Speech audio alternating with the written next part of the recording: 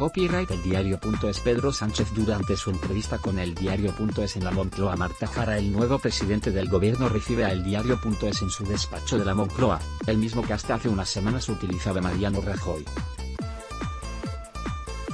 Hay más plantas, los cactus que le gustan a Pedro Sánchez, aunque el principal cambio no se ve. Antes la conexión a internet en el despacho del presidente era muy mala. Lo primero que ordenó cambiar es la wifi, explican desde el gabinete presidencial. Pedro Sánchez, Madrid, 1972. Pertenece a una generación que no concibe el trabajo sin conexión a la red.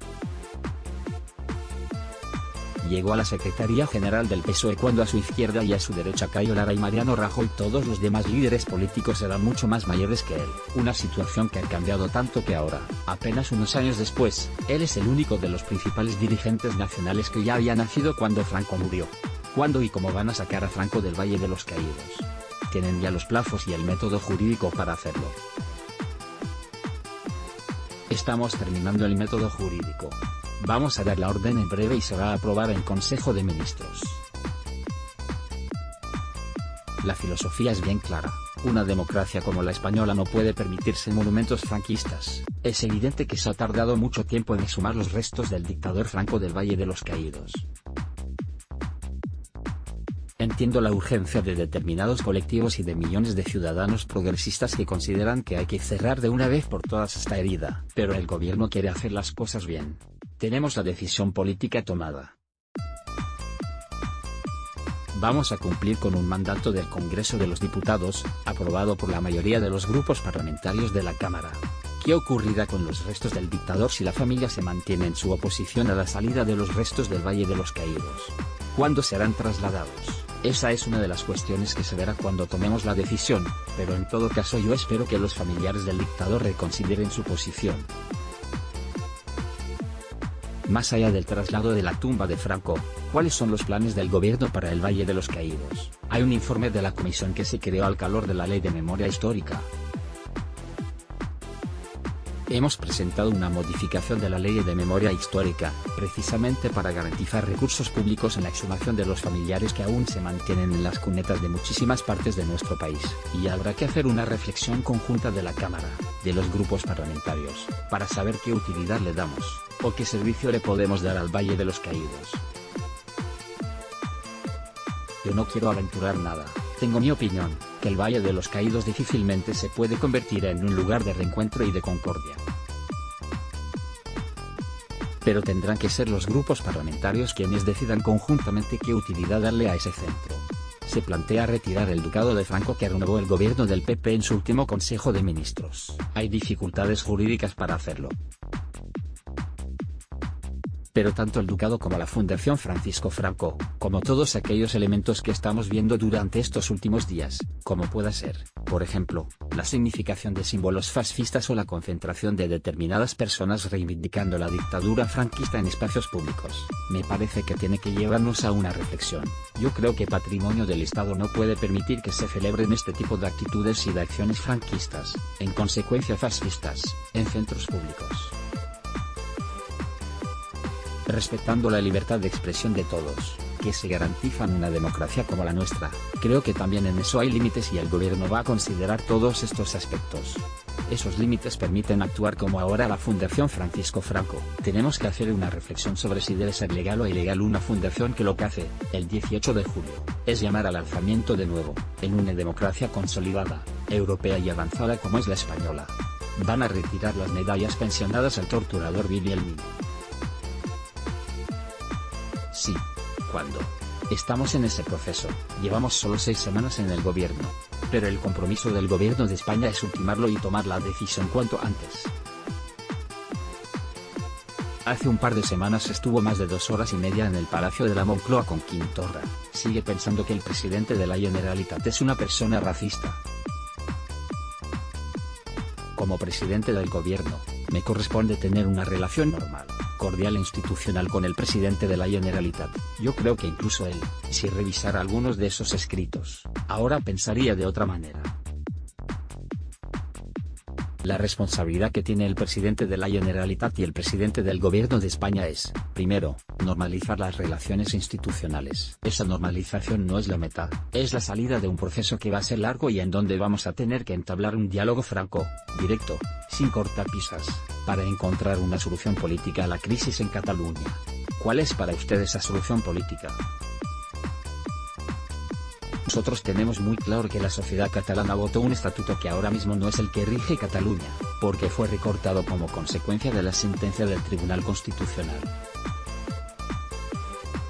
Por tanto, hay una falta de legitimidad del Estatuto de Autonomía de Cataluña que tiene que ser corregida. Negociar es escuchar, no es escucharse. Yo salí satisfecho de la reunión con el presidente de la Generalitat. Activar las comisiones bilaterales que no se reúnen desde el año 2011 me parece que es una buena iniciativa, un buen comienzo. Vio al presidente Torra dispuesto a escuchar.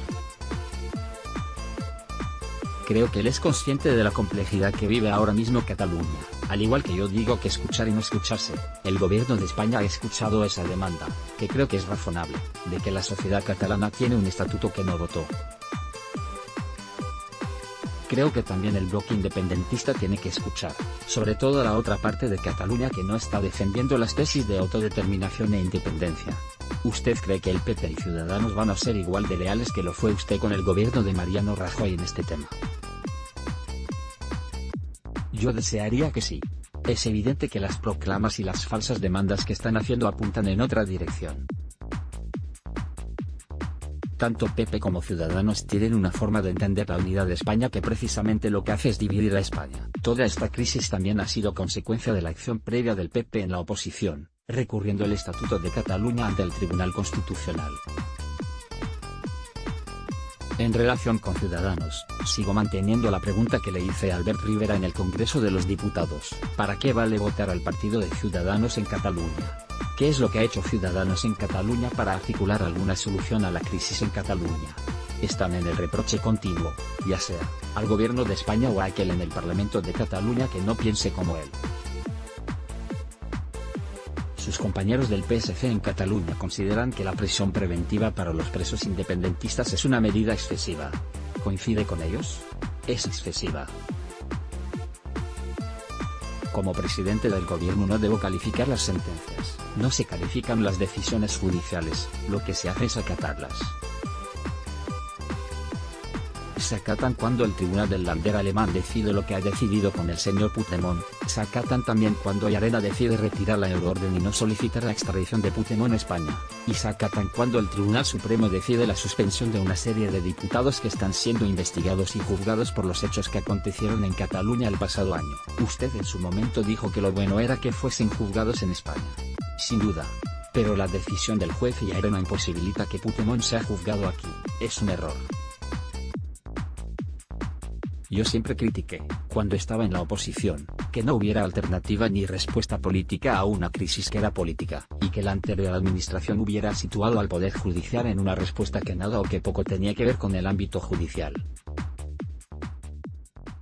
Por tanto, todas y cada una de las declaraciones que yo haga siempre serán para defender a la justicia española. Hay sentencias que me gustan más, otras que me gustan menos. Pero el gobierno ni hace ni deshace las decisiones del Poder Judicial.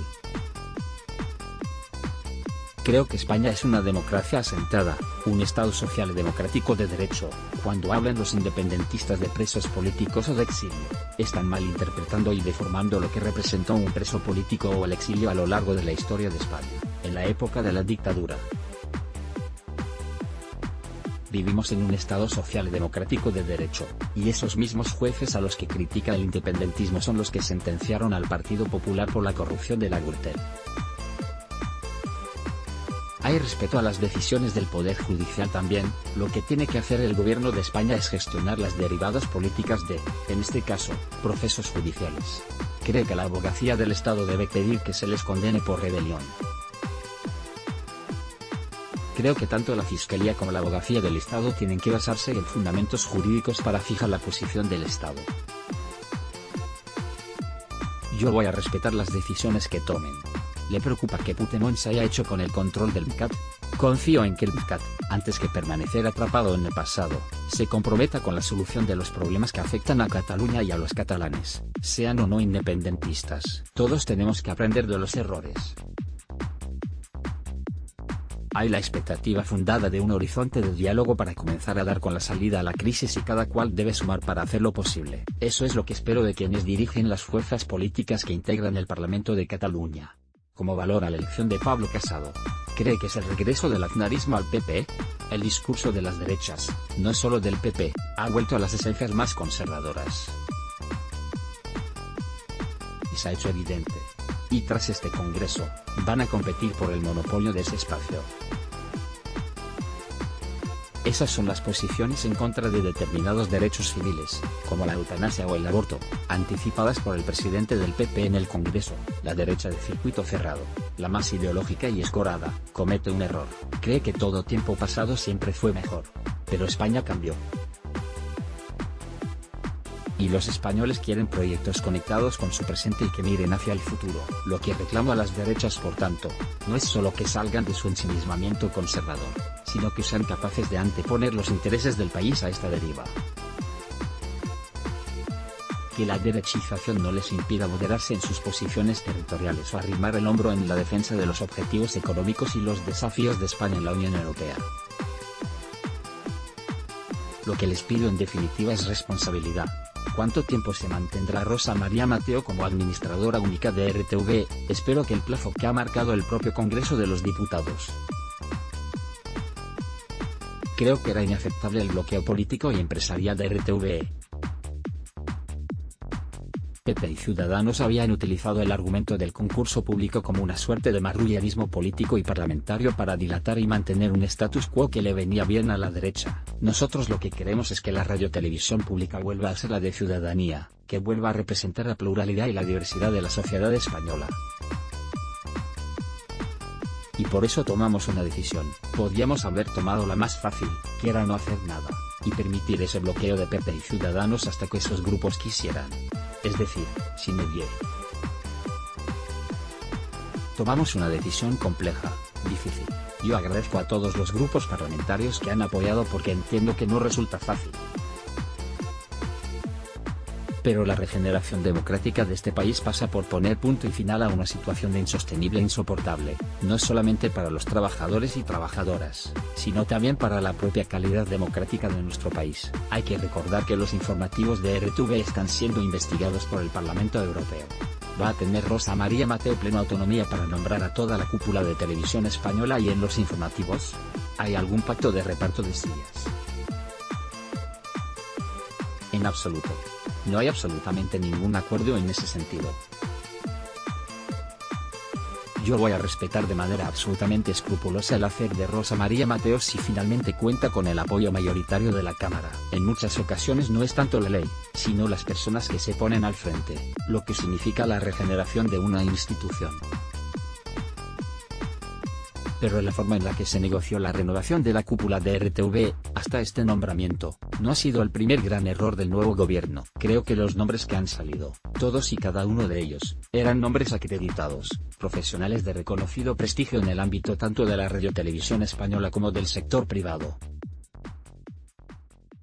El Congreso de los Diputados lleva sufriendo una falta de acuerdo en relación con la renovación del Consejo de Administración de RTV desde hace años.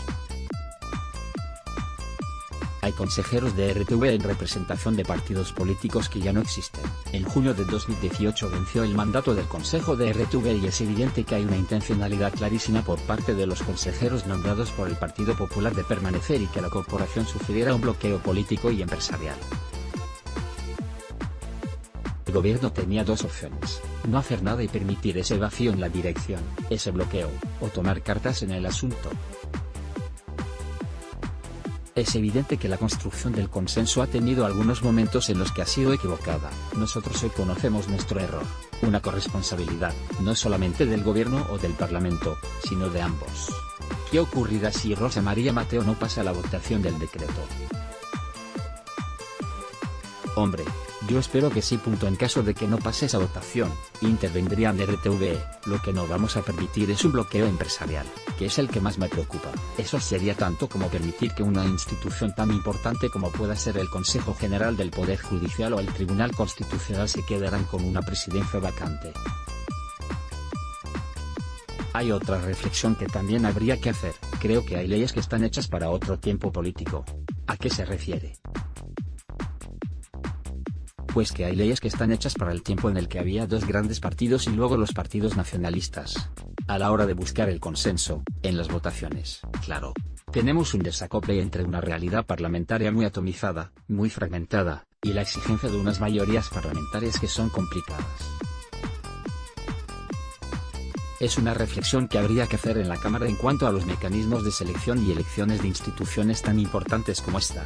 ¿Va a recuperar la justicia universal para los tribunales españoles, y derogar así la reforma que hizo el PP? Sí, estamos ultimando la derogación del recorte de la justicia universal por parte del anterior gobierno. Ese recorte de la justicia universal dejó maniatado al Estado en la lucha contra el narcotráfico, el crimen organizado y el terrorismo internacional. Además, creó espacios para la impunidad de los crímenes de lesa humanidad y de genocidio.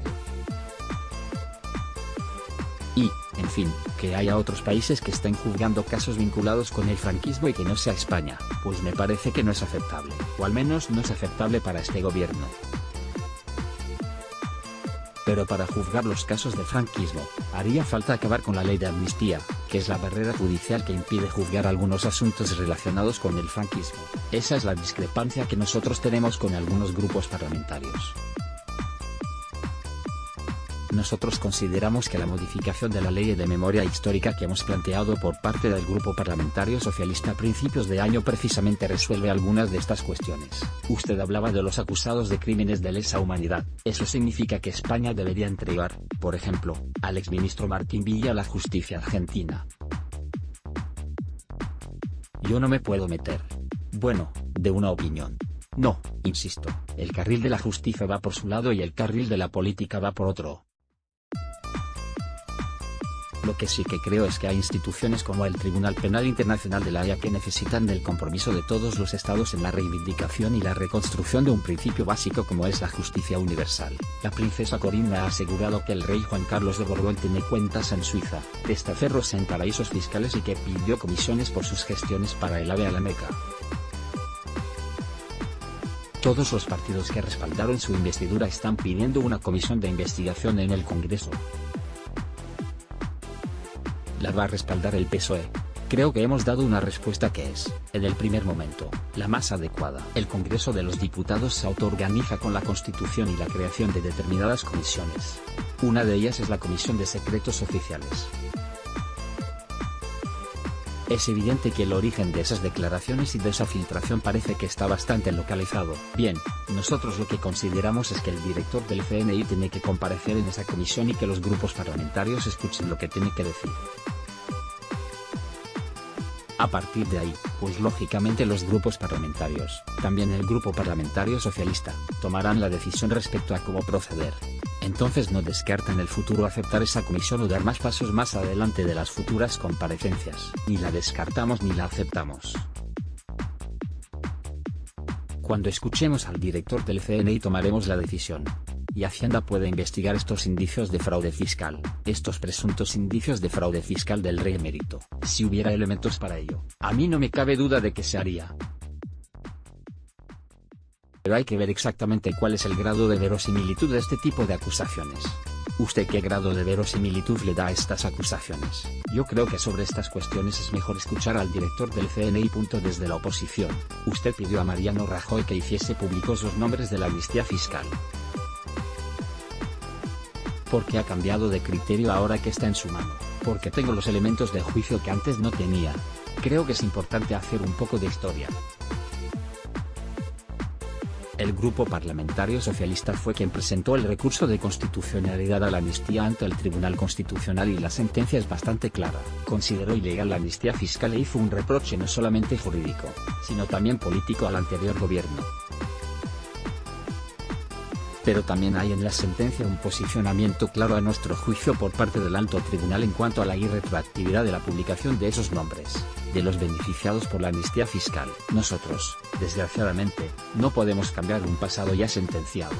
Pero sí podemos evitar futuras amnistías fiscales. Eso es lo que vamos a hacer. También tiene mi palabra de que desconozco quiénes son las personas que fueron beneficiadas de esa amnistía fiscal. ¿De qué sirve una ley que prohíbe las futuras amnistías fiscales si esa ley puede ser derogada en el Parlamento? Si futuros gobiernos quieren hacer amnistías fiscales, tendrán que asumir el coste político en el Parlamento y ante los ciudadanos. Tendrán que explicar en el Congreso que esas amnistías fiscales se van a permitir. Desde luego nosotros no lo vamos a hacer ni las vamos a permitir por ley. Yo puedo cambiar el presente y el futuro. Más el presente que el futuro, porque efectivamente pueden venir gobiernos distintos y hacer lo contrario. Pero lo que no puedo hacer es cambiar el pasado, y eso lo lamento. Yo ahora tengo los elementos de juicio que no tuve entonces. Hay informes muy sólidos de la abogacía del Estado que precisamente lo que nos dicen es que es imposible cuestionar esa retroactividad. Pero en todo caso me parece que el compromiso de este gobierno en la lucha contra el fraude fiscal y contra la evasión fiscal es firme. Va a mantener la ley de igualdad laboral que presentaron en la oposición, que contenía por ejemplo que las empresas estuvieran obligadas a informar sobre los sueldos por sexo, incluso ampliar los planes de igualdad en pymes. Sin duda.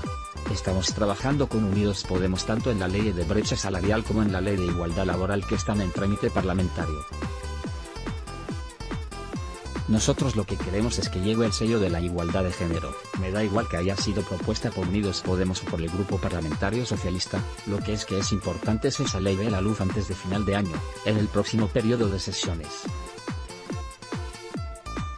Como también la de la eutanasia, es importante que el Congreso de los Diputados la apruebe en el próximo periodo de sesiones. Va a subir el gasto en defensa hasta el 2% como insiste Donald Trump. Es que ese no es el compromiso. Muchas veces los titulares se olvidan de los detalles, que son importantes. El acuerdo legal es de 2014 y lo que dice es que tenemos que tender en el año 2024 al 2% del PIB en gasto de defensa. Nosotros vamos a tender como socios y aliados de la OTAN a ese gasto en defensa, pero lógicamente también cuestionamos, y así se lo hice saber al presidente estadounidense, que el compromiso con la Alianza Atlántica sea solamente en cuanto a lo que aportas financieramente en gasto en defensa. Creo que el que España esté comprometida con tropas en Letonia, en los países bálticos, en Turquía con los misiles Patriot defendiendo una población de más de 2 millones de personas respecto a lo que es la frontera de Siria y que también vayamos a liderar la formación de las Fuerzas Armadas de Túnez en la lucha contra el terrorismo demuestra a las claras el compromiso del gobierno de España con la seguridad de todos. Pero habrá un incremento del presupuesto en defensa en los próximos años. Tiene que haberlo. ¿De dónde saldrá el dinero? Pues eso es lo que tendremos que proponer desde el gobierno de España y también desde el Parlamento. Yo lo que espero es que podamos llegar a un acuerdo. 1. Porque es evidente que la seguridad también forma parte del bienestar social. La seguridad frente a la amenaza del terrorismo internacional, y en particular del terrorismo yihadista. 2. Por el desafío que está planteando Putin de desestabilización de determinados países de la Unión Europea. O 3. Todo lo que tiene que ver con lo que llaman ahora los expertos en defensa, las estrategias de ataque híbrido, es decir de desestabilización de países utilizando las nuevas tecnologías y las redes sociales exige por parte de todos los aliados un mayor compromiso. También creo que los países aliados tenemos que ser conscientes de cuál es la posición de la administración estadounidense respecto a su contribución a la OTAN, a lo que representa la Unión Europea. Y nosotros tendremos también que reequilibrar los intereses de los países aliados. Europa debería sancionar a Italia por incumplir el derecho marítimo internacional y los derechos humanos al cerrar los puertos a los inmigrantes. A mí me parece, en términos generales, que la eurofobia es el principal desafío al que nos vamos a enfrentar en los próximos años. Desde luego las coordenadas en las que se mueve e interpreta la realidad migratoria por parte del gobierno de España son radicalmente opuestas a las del gobierno italiano, y ahí me quiero quedar. El gobierno va a acabar con las devoluciones en caliente. El gobierno se ha comprometido a ello. y se ha comprometido a hacer una gestión ordenada de los flujos migratorios. España ha recibido a lo largo de este año 18.000 seres humanos que han llegado a sus costas. Tenemos que dar respuesta a esa realidad y a los flujos migratorios ordenados. Hemos vuelto a crear una comisión que se había abandonado por parte de la anterior administración, una comisión interministerial sobre política migratoria. Hemos vuelto a activar la conferencia sectorial migratoria entre el Gobierno de España y las comunidades autónomas, el compromiso del Gobierno de España con la dura realidad del Mediterráneo, y también la del Estrecho, está fuera de dudas. Nosotros respetamos los derechos humanos y el derecho al asilo de buena parte de estos migrantes, pero esta es una realidad que tenemos que gestionar con altísimos grados de responsabilidad y seriedad. Al igual que tenemos que agilizar todos los trámites de los migrantes que piden el derecho a asilo, también es cierto que hay una migración irregular que no podemos permitir y que tenemos que controlar. ¿Van a terminar con los privilegios fiscales de la Iglesia? ¿Va a pagar la Iglesia el IBI de sus inmuebles? Lo que vamos a hacer es ir paso a paso. No podemos hacer todo en este corto periodo de tiempo. Saben cuál es la posición del Partido Socialista, pero paso a paso. Incluyendo una revisión del concordato, que es una propuesta del PSOE, paso a paso. Van a establecer un protocolo laico para los funerales de Estado. A mí me gustaría. Algunas de las últimas víctimas de la violencia machista tenían órdenes de alejamiento. Está fallando algo que se puede arreglar desde el gobierno. Desgraciadamente la seguridad total de una persona no se puede garantizar al 100%, pero sí que creo que podemos volcar más recursos económicos, concienciar y sobre todo formar a las fuerzas y a los cuerpos de seguridad, a la policía, a la Guardia Civil, a los jueces y a los fiscales. El gobierno de España va a hacer todo lo posible para que haya unas calles en España libres de --manadas Cuando presentó la moción de censura, usted anunció que si ganaba convocaría elecciones tras recuperar la normalidad institucional y política. Ahora, ha dicho que su intención es no hacerlo hasta el final de la legislatura. ¿A qué responde este cambio de criterio? Creo que tenemos menos tiempo del habitual, pero hay muchas cosas que hacer, y creo, además, que hay una corriente de opinión pública mayoritaria a que el gobierno haga una serie de reformas, de transformaciones, de reconstrucción de derechos, de libertades, y de lucha contra la precariedad y la desigualdad, que creo que nos corresponde a nosotros a hacer. La moción de censura ha supuesto un cambio de época en la política española. El cometido de este gobierno, y también de los grupos parlamentarios que apoyaron esa moción de censura, es cultivar y consolidar ese cambio de época en la política española, no retroceder. En consecuencia, lo que tenemos que hacer es llenar de contenido ese propósito del cambio de época. Llenar de contenido ese propósito significa regeneración, consolidar el crecimiento económico, luchar contra la precariedad, reconstruir el estado del bienestar y recuperar buena parte de las libertades perdidas. Son cosas que a lo mejor para la derecha representan asuntos cosméticos, pero para muchos colectivos representan temas de calidad democrática y de reivindicación de derechos y libertades. Y para eso está este gobierno. Si no logras sacar adelante las cuentas de 2019, convocará elecciones, como usted le pidió a Mariano Rajoy. Yo lo que espero es poder sacarlas adelante. Contamos con una senda de estabilidad más razonable de lo que planteó el anterior gobierno y, por tanto, con una mayor capacidad de gasto para las comunidades autónomas, para los ayuntamientos y para el gobierno de España. Espero contar con el apoyo de la Cámara. El establishment fue despiadado con usted cuando el Comité Federal del PSOE lo destituyó tras negarse a investir a Rajoy. Sí. ¿Cómo le trata ahora este mismo establishment? Nota mucho el cambio, con respeto. ¿Qué es lo que más le comentan los líderes internacionales cuando le preguntan y le conocen como el nuevo presidente de España? Que España ha vuelto. Esa sensación